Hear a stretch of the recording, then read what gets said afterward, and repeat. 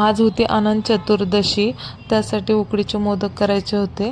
तर आम्ही दरवेळेस उकडीचे मोदक करतो आणि त्यासाठी मी कढईमध्ये तूप आणि हे ओलं खोबरं मिक्सरमध्येच बारीक केलेलं आहे आणि त्याच्यानुसार गूळ घेतला आहे, म्हणजे खोबऱ्यानुसार, आणि वेलची पूड टाकली आहे आणि छान असं मस्त वास येत होता आणि असं परतून घेतलं आहे.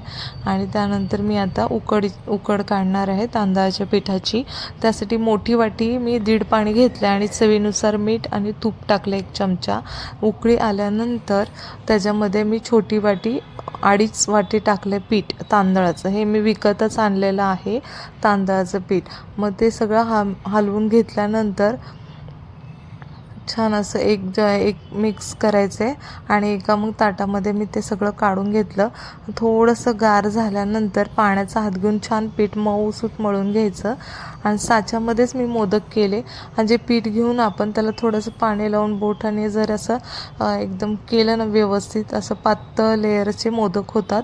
आणि मग असं वर यायला पाहिजे जरा पीठ त्या साच्याच्या, जेणेकरून आपल्याला वरतून ते प्रेस करायला येतं.